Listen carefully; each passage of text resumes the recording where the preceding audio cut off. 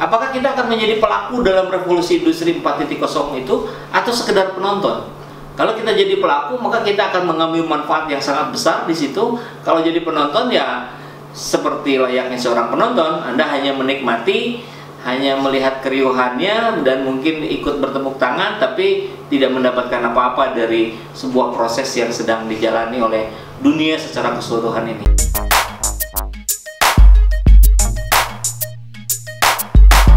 Saya sih lihat dua sisi ya.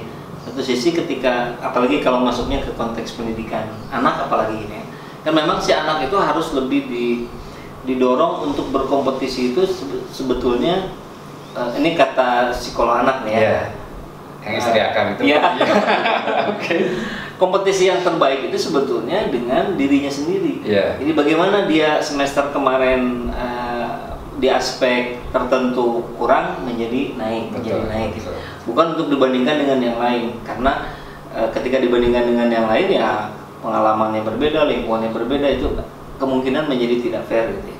Nah, oke, itu saya paham. Tapi di sisi lain, ketika kita ingin kalau menunggu tadi misalkan ya, menunggu mental rakyat kita selesai mature, kapan itu gitu? Kan saya nggak tahu bagaimana hasil revolusi mental kemarin selama 4 tahun ini. Apakah itu juga meningkatkan kedewasaan berpikir dan kepribadian rakyat kita gitu?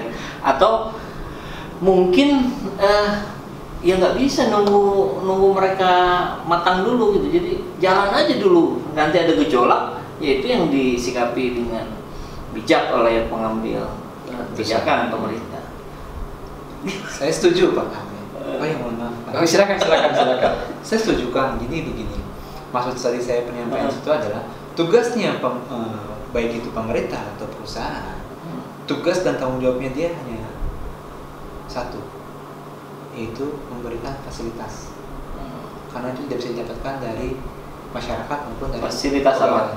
Fasilitas apapun itu bentuknya. Baik itu mulai dari fasilitas pekerjaan ya, maupun itu dari fasilitas alur proses bekerja. Jadi bagaimana pemerintah perusahaan itu membuat suatu kebijakan, membuat suatu SOP, membuat suatu prosedur kerja dan didukung oleh fasilitasnya yang mengarah ke titik nol, sehingga mau tidak mau pegawai akan menggunakannya.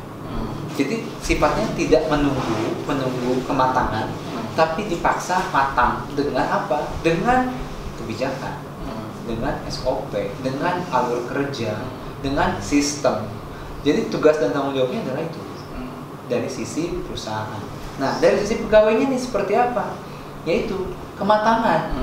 Ketika kita sudah dituntut, contoh di perusahaan saya, dituntut yang namanya LMS. LMS itu bukan cuma hanya Learning Management System, tapi ada juga Loan Management System. Untuk bagaimana kita memproses yang namanya analisa pencairan kredit disistemkan. Itu banyak banget keluhannya. Kenapa? Ribet. Harus upload ini. Gitu. Nah, upload ini sebenarnya menjaga ketertiban dokumen. Kan gitu. Nah, kematangan itu loh. Bagaimana kita bisa bergerak cepat ketika ada suatu perubahan, ketika ada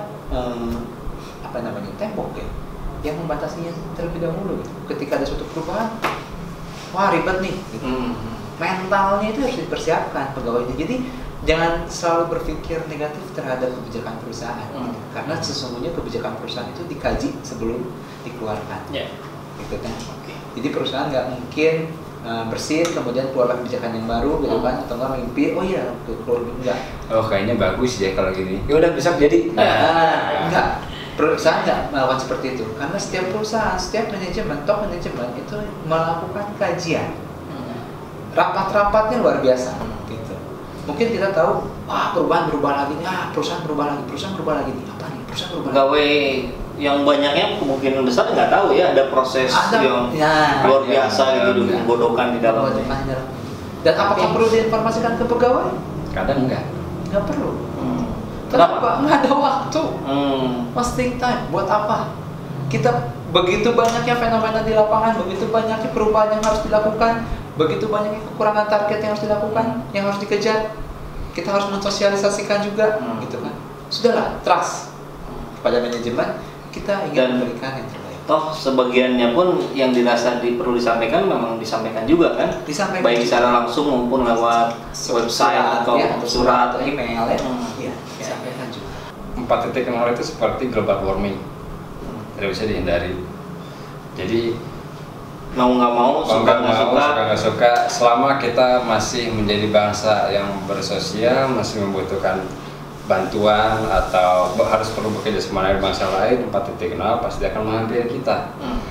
Pertanyaannya adalah, apakah kita hanya akan menjadi penonton atau pelaku di dalamnya? Ketika kita ingin menjadi pelaku, ya improve-lah diri. Jangan hanya menyalahkan karena wah mereka punya modal, mereka punya kekuasaan, mereka suku bangsa ini, mereka negara ini. Semua orang punya kesempatan yang sama di era 4.0.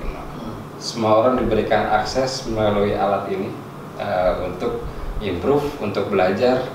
Pertanyaannya adalah itu tadi, apakah mau jadi penonton atau mau jadi pelaku?